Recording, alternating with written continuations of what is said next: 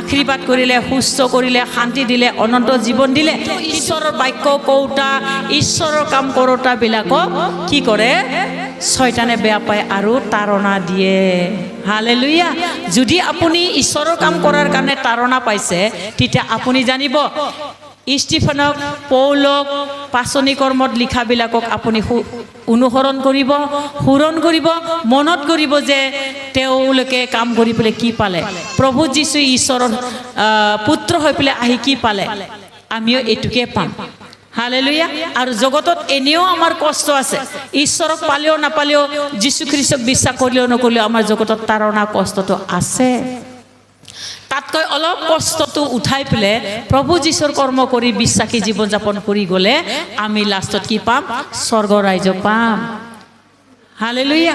তাত দুখ নাই, ক্ৰন্দন নাই, অভাৱ নাই, হিংসা নাই, বাধা বিঘিনি নাই, এনেই আজীৱন শান্তি। স্বৰ্গ ৰাজ্যত কোনো ভোক পিয়া নাই, অবিলাস নাই বুলি কৈছে। এনে স্বৰ্গত তোমালোকক নিয়া হ'ব বুলি কৈছে। হালেলুয়া। আৰু এনে স্বৰ্গতহে আমাক প্ৰভু যীশুৱে নিব আৰু আমি থাকিম। আৰু জগতত যিমান যীশু খ্ৰীষ্টক বিশ্বাস নকৰি দুখ যাতনা, কষ্ট, তাৰণা পাই পেলাই আমি জীৱন যাপন কৰাৰ পিছত কি হ'ব? মৃত্যুৰ পিছতো নৰকত যাব লাগিব দেই। কিন্তু যীশু খ্ৰীষ্টক বিশ্বাস কৰাৰ পিছত হ'লে আমি অলপ কষ্ট ভোগ কৰিলেও স্বৰ্গ ৰাজ্য পাম। প্ৰভু যীশুৱে আমাক সহায় কৰিব। জীয়াই থাকোঁতেও আপোনাৰ বাধা বিঘিনি সমস্যা যদিও আহে, অলপ সময় আহিব আৰু অলপ পিছত নাইকিয়া হ'ব, আপুনি শান্তি পাব আৰু মৃত্যুৰ পিছতো আপুনি স্বৰ্গ ৰাজ্যটো পাব। হালেলুয়া। আমাৰ অপশ্যন আছে, অপশ্যন। প্ৰভু যীশুৱে অপশ্যন দি গৈছে। পৃথিৱীতো লাভ আছে জীয়াই থকাত, আৰু মৃত্যুৰ পিছতো স্বৰ্গ ৰাজ্যৰ লাভ আছে। হালেলুয়া। অপশ্যন দিছে প্ৰভু যীশুৱে। আৰু আপুনি কোনটো বাছি ল'ব? জগতত থাকি জীৱন যাপন, তাৰণা, কষ্ট খাই পেলাই মৃত্যুৰ পিছত নৰকত যোৱাটো বিচাৰে, না যীশুখ্ৰীষ্টত থাকি পেলাই অলপ কষ্ট যাতনা সহ্য কৰি প্ৰভু যীশুৰ শিষ্য হৈ পেলাই মৃত্যুৰ পিছত স্বৰ্গ ৰাজ্য পোৱাটো বিচাৰিছে? হালেলুয়া।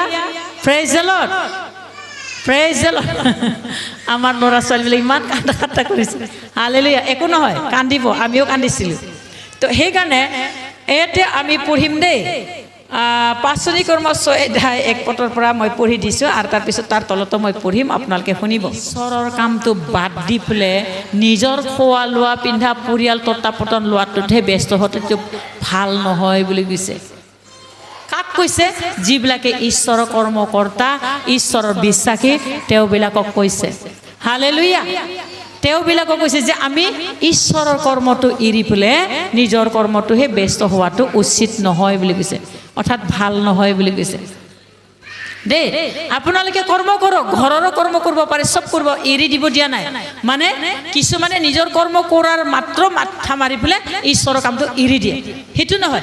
আমি নিজৰ ঘৰৰ কৰ্ম কৰিও ঈশ্বৰৰ কৰ্ম কৰিব পাৰোঁ। হালেলুয়া। Praise the lord. আমাৰ ফেমিলিতে আমি এতিয়া পাঁচৰ পৰিয়াল হৈ পেলাই আমি আমাৰ ৰেবাৰেনে বাইকো জানে, মই জানো, বা জিমলে জানে, বা আশাই জানে, আমি আৰু আজি প্ৰাৰ্থনা কৰিব নাযাওঁ, গীৰ্জাত বাইকো শুনিবলৈ নাযাওঁ, আৰু আজি প্ৰগ্ৰাম আছে তাতে যাই পেলাই আমি নাযাওঁ। আমি বাইকো জানোৱে, পঢ়িবাই জানো, প্ৰাৰ্থনা কৰিবাই জানো, আৰু আমি তাতে কি বেলেগৰ বাইকো শুনিবলৈ যাম, হয়নে? আৰু কি কাম কৰিম? পূৰ্বতে কৰাবিলাকে এনেকৈ যদি আমি ভাবি থাকোঁ, তেতিয়া আমাৰ কৰ্মটো বৃথা হ'ব, একো লাভ নহ'ব। আমি বাক্য জানি থাকাত আমাৰ কোনো মূল্য নাথাকিব। আমি যে ঈশ্বৰৰ বাক্য জানো তাৰ একো মূল্য নাথাকিব। সেই বিষয় লৈ পেলাই ষ্টিফেনে প্ৰচাৰ কৰা মণ্ডলীত কৈছে যে ঈশ্বৰৰ বাক্য এৰি মেজৰ পৰিচৰ্যা কৰা আমাৰ উচিত নহয়। ঈশ্বৰৰ বাক্যটো এৰি থৈ পেলাই প্ৰাৰ্থনা কৰিবলৈ তাতে সংগতিত যাব এৰি পেলাই নিজৰ কাৰণে কামত আমি জানি পেলাইও শুনি পেলাইও আমি নাযাই পেলাই এনে সময়টো বেকাৰ কৰি কাৰোবাৰ লগত কথা পাতি বা কাম কৰি টাইমটো লছ কৰি পেলাই ঈশ্বৰ সময়টো এৰিলে আমাৰে লছ আছে। হালেলুয়া। Praise the lord. এতিয়া ধৰি লওক আমি আমাকে উদাহৰণ দিছে দেই, মই কাকো উদাহৰণ নিদিওঁ, কাৰণ কামাক উদাহৰণ দিলে আপোনালোকে হয়তো বেয়া পাব পাৰে, মোকে কৈছে বুলি পেলাই নহয়, মোৰ পৰিয়ালটোকে মই কৈছোঁ। যদি আজি কাৰোবাৰ তাত জাগৰণ গীৰ্জা আছে, তেতিয়া আমি দিনটো গীৰ্জা কৰিলোৱে, প্ৰাৰ্থনা কৰিলোঁ, যে আমি বাইকতো আলোচনা কৰিলোঁ, নাযাওঁ দে আজি, ইহঁতে যাওক দে, অমুকে যাই পেলাই বাইকো ক'ব দে, ইহঁতে প্ৰাৰ্থনা কৰিলে 2-3জন গ'লেই হ'ব দে। আমি বেছি জানাটো দেখাই ঘৰত বহি কি হ'ব আমাৰ আশীৰ্বাদটো হেৰাই থাকিব হয়নে আমি বেছি জানো আমি বাইক ক'ব জানো প্ৰাৰ্থনা কৰিব জানো সুস্থ কৰিব পাৰোঁ আমি বাইক জানিলোঁ ঈশ্বৰে মোক লৈছে মই ঈশ্বৰত আছোঁ বুলি যদি ভাবি থাকোঁ আমি যদি ওলাই নাযাওঁ তেতিয়া কি হ'ব আমি ফেল কৰিম কাৰণ ঈশ্বৰে তাক বিচৰা নাই তেনেকুৱাটো বিচৰা নাই কাৰণ যিজনে পৰিশ্ৰম কৰি নিজৰ শৰীৰটো লৈ আত্মা বাচাবলৈ যাব তেওঁহে ঈশ্বৰৰ দাস বুলি কৈছে সেইকাৰণে কৈছে যে ঈশ্বৰৰ বাক্য এৰি মেজৰ পৰিচৰ্যা কৰা উচিত নহয় অৰ্থাৎ খাই লৈ আমি এতিয়া যাই পেলাই যদি আৰামত খাই পেলাই যদি ৰেবাৰেনেও যদি বিছনাতে শুই থাকে অলপমান ৰেষ্ট ল'বৰ ভাগৰ লাগিছে আমি ভাত খাই উঠিছোঁ মাত্ৰ একদম ময়ো শুই থাকিলোঁ সিও শুই থাকিলে গোটেই শুই থাকিলে তাতে আমি নগ'লোঁ ঈশ্বৰে দেখা পাই আছে বেটা বেটি হ'ল খাব পাইছা নহয় মাছে মাংস খাই আছা পিন্ধি উঠে দুখ নাই বেমাৰ নাই ক্ৰন্দ নাই মাৰা কাটা নাই ক'ৰবাত দুখ কৰিব লগা হোৱা নাই চকুৰ পানী মুচিব লগা হোৱা নাই ৰাতিভৰ কান্দি পেলাই বালিচ ভিজি যাব লগা হোৱা নাই ঈশ্বৰক নাপাওঁতে চিন্তাতে শুই থাকোঁতে বালিচ ভিজি যায় কান্দোতে কিয় এনেকুৱা হ'ল কিয় ইমান দুখ কিয় ইমান অভাৱ কিয় ইমান বেমাৰ কিয় ইমান সমস্যা বুলি আমি কান্দো হয়নে বালিচ ভিজি যায় তথাপি আমাক বুজাওঁতা কোনো নাই বচাওঁতা কোনো নাই কিন্তু যীশু খ্ৰীষ্টৰ আহাৰ পিছত আমাক কি কৰে প্ৰভু যীশুৰ বাক্যই আমাক বুজায় তুমি নেকান্দিবা কাৰণ ঈশ্বৰ আছে সকলো চিন্তাৰ ভাৰ প্ৰভু যীশুক দিয়া আৰু তুমি শান্তিত থাকা হালেলুয়া এই শান্তিটো আমাৰ কি হ'ব আমি বেছি জানাটো দেখাই ভাত চাত খাই পেলাই যদি শুই থাকোঁ আৰাম থাকোঁ তেতিয়া ঈশ্বৰে ক'ব তুমি যি পাব লগা ভাগ যিটো দি থোৱা আছে ই অলৰেডি তোমাৰ তাত ফিটিং হ'ব অৰ্থাৎ দুখ আহিব বেমাৰ আহিব ক্ৰন্দন আহিব বেদনা আহিব চিন্তা আহিব অশান্তি আহিব সমস্যা আহিব আমি বেছি জানাটো দেখালে ৰেবাৰেনে বেছি জানাটো দেখালে বা জিমুৱেলে এভাঞ্জেলিছে বেছি জানাটো দেখালে মই পাষ্টৰেই হয় বুলি বেছি জানাটো দেখালে আমি ভুক্তভোগী হ'ম হালেলুয়া প্ৰেইজ দ্য লৰ্ড প্ৰিয় ভাই ভনীসকল আপোনালোকে নিজকে চিন্তা কৰক আমাক হৈ পেলাই চিন্তা কৰক আমাৰ জাগাত লৈ আপোনালোকে চিন্তা কৰক আপোনালোকে আমাৰ জাগাত থাকি পেলাই চিন্তা কৰক আমিও যদি তেনেকুৱা হওঁ জানি পেলাই যদি আমি প্ৰাৰ্থনা আৰাধনাত নাথাকোঁ তেতিয়া আমাৰ কি গতি হ'ব আপোনালোকে আমাৰ জাগাত থাকি চিন্তা কৰক হালেলুয়া আপোনালোকৰ তেনেকুৱাই হ'ব সেইকাৰণে ষ্টিফেনে তাতে কৈছে যে খোৱা লোৱা কাম কাৰ্যৰ মাত্ৰ পৰিচৰ্যা কৰিলে তাত ঈশ্বৰ সন্তুষ্ট নহয় এই উচিত নহয় এতেকে হে ভাইবিলাক আমি যিবিলাকক এই কৰ্মৰ ভাৰ দিব পাৰোঁ সখ্যাতি পোৱা আৰু আত্মাৰে জ্ঞানেৰে পৰিপূৰ্ণ হোৱা এনে 7 জনক তোমালোকৰ মাজৰ পৰাই চাই লোৱা কিন্তু আমি প্ৰাৰ্থনাত আৰু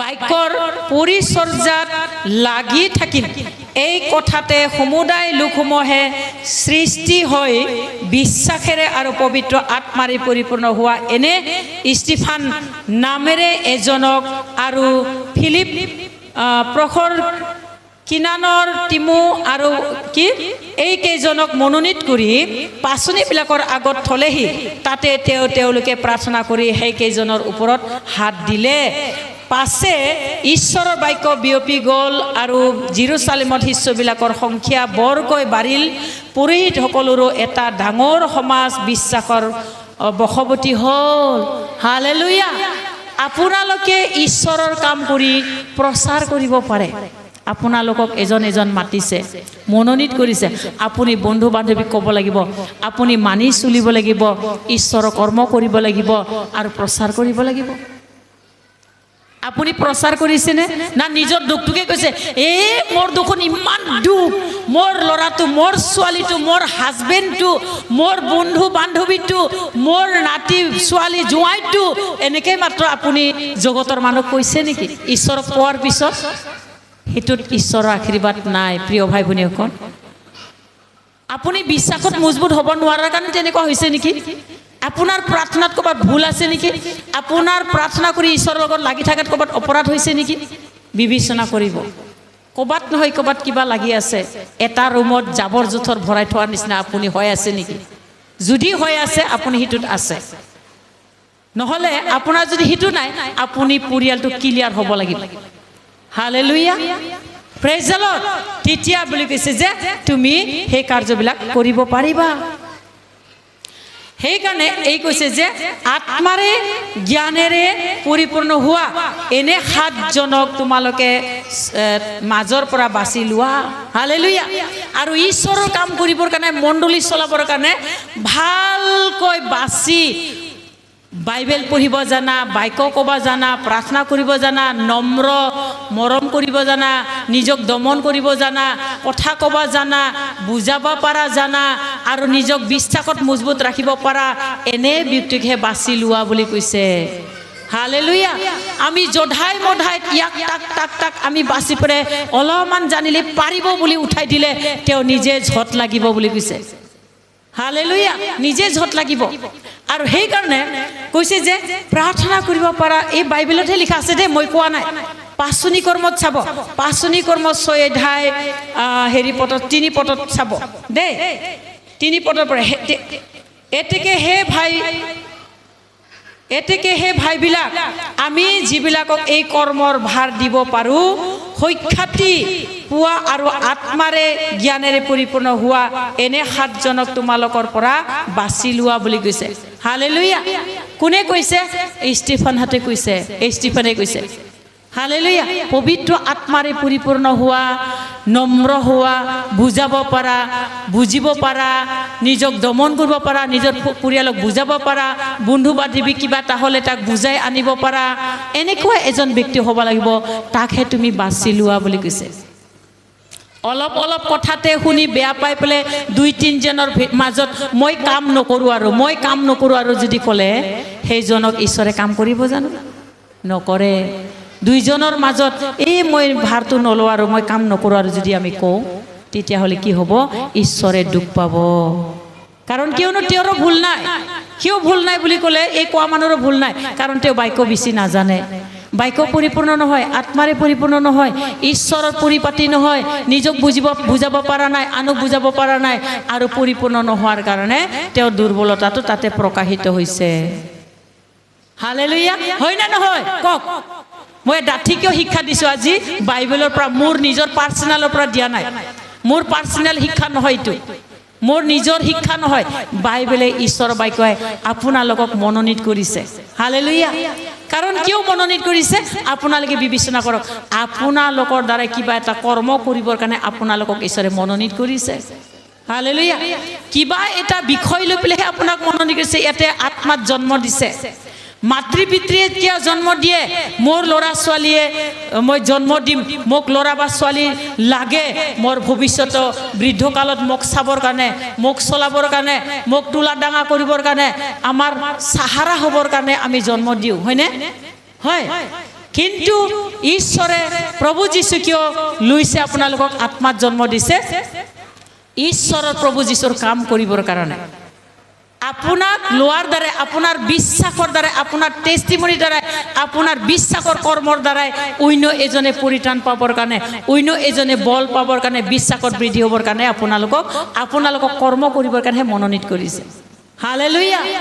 আপুনি এতিয়াও দুৰ্বল হৈ থাকিবৰ কাৰণে, এতিয়াও গাখীৰ খাই থাকিবৰ কাৰণে, এতিয়াও মায়াক বাপকৰ আচলত চলিবৰ কাৰণে আপোনালোকক মনোনীত কৰা নাই।